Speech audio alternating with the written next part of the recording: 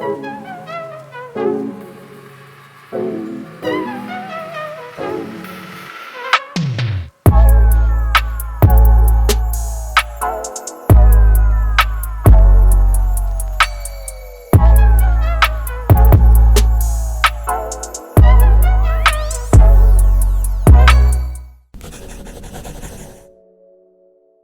everybody, this is Calligraphy DK, and today I'm going to show you exactly how to write beautiful letters on your iPad, which is also known as iPad lettering. I've been doing this ever since 2016 now, so for about 3 solid years. I've seen the entire growth of the iPad lettering community firsthand, but of course after trying to do it all by myself, I initially ran into a few problems. So, in order to prevent that from happening to you as well, I'm going to walk you through the entire process, a complete beginner's guide, step by step in the next few minutes, so keep on watching.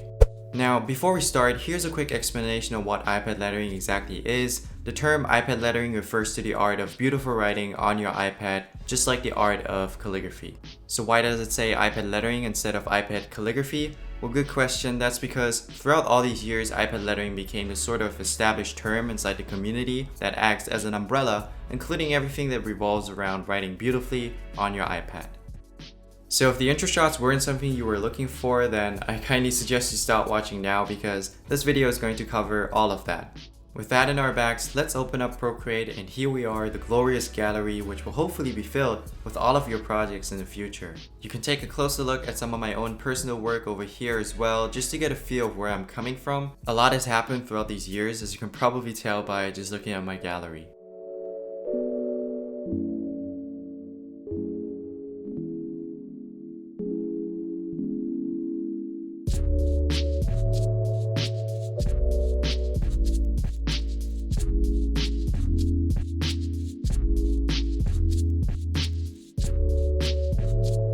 Now, if you notice here, you have these 4 little icons that say select, import, photo, and plus. I am not going to cover all the settings in Procreate. Actually, I've done that already in a separate article that has almost 4,000 words, so if you really want to know about the tiniest details regarding Procreate and iPad lettering, you can find the link down in the description. In fact, I'm going to link everything, all the resources I used today in this video, including a free Procreate brush down in the description below, so you can have access to all of them in one single place. So that's the reason why you will see me skipping through a bunch of settings, but let's be real, I know a lot of you are coming here from my Instagram, and me explaining what the size and opacity slider does is going to be a huge waste of time for both you and me. So the brush I used in the intro for Raspberry is my Felt 2 brush from my latest brush pack, but for the sake of simplicity, I'm going to use a standard calligraphy brush, which again is free and also linked down below.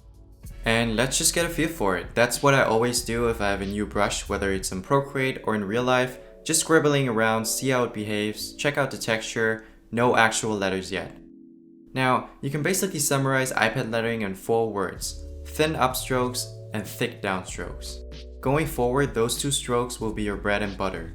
And upstrokes require less to no pressure, whereas with downstrokes, you really want to put in that weight. In the early stages, you want to repeat these strokes as many times as you can until you're pretty much used to the movement. This is a mistake I made especially during my early practice sessions. What turns out trying to write entire words or even full-on quotes was not working out too well. Anyway, that's why I decided to make this tutorial in the first place, to prevent you from repeating the same mistakes I made when I was first starting out. So don't be like me.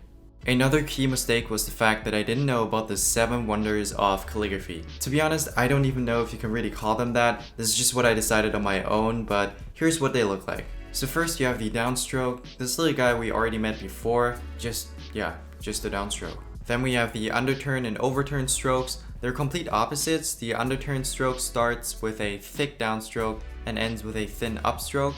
On the other hand, the overturn starts with a thin upstroke and finishes with a thick downstroke.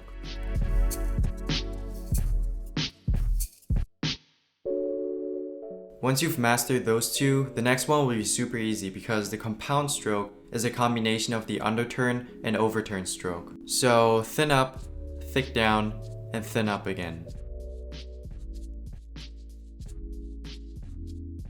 Next we have the ascending and descending loop, also complete opposites, and they look like this. The ascending loop is a thin up, then a curve finishing with a thick downstroke. Again, thin up, curve around, and thick down. The descending loop is a thick down and again, a curve to the left side and then thin up. So as I said before, the opposite of the ascending loop. The last wonder is the oval stroke, and this is one movement: thin up, curve to the left side, thick down, curve to the right, and then finally thin up again.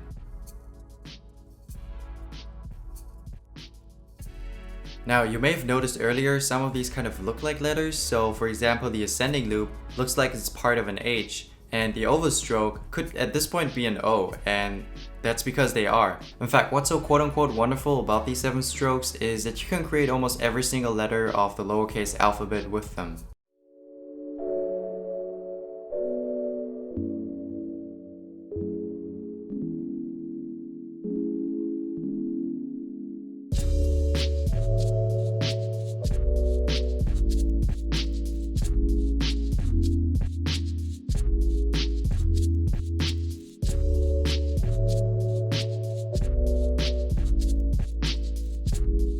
Here they are again in one place. There's actually a graphic included in the article, and again, if you're just starting out, I would highly recommend you practice these strokes because they will give you a better understanding of the lowercase letters, which as time goes on should be very easy to write down. And as you can see here, they can also differ depending on what kind of style you're going for. But to go even further and maximize your efficiency, you can take these 7 wonders and combine them with the knowledge of different letter groups. Letter groups categorize letters with similar traits, and there are 5 in total. We have straight letters, branching letters, reverse branching letters, oval letters, and finally diagonal letters. And again, these letter groups put letters with similar traits in one place so you can maximize the efficiency of your practice. This graphic here will also be included for free on the website as a Procreate file, so changing the opacity or arranging these strokes will be super easy and intuitive. And they are designed to go hand in hand with the custom calligraphy brush. Here's just an example of what you can do with it.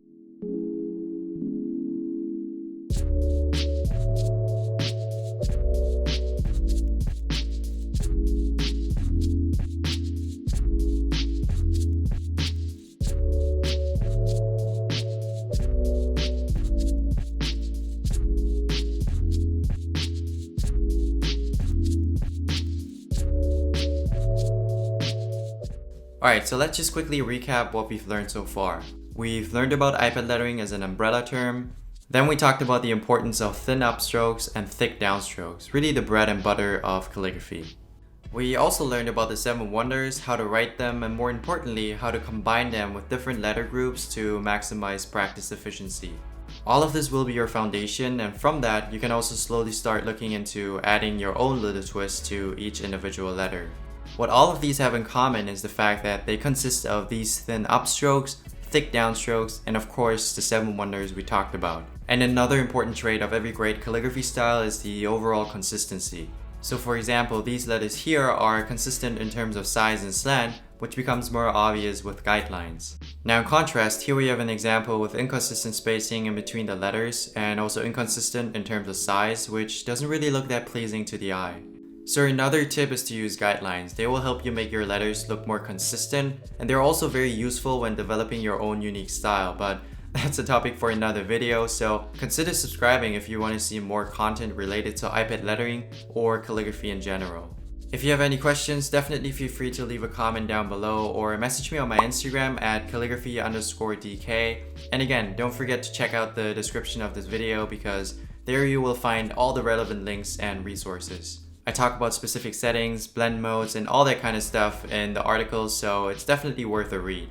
That being said, thank you so much for watching. I hope you guys enjoyed this tutorial, and I will see you guys in the next one.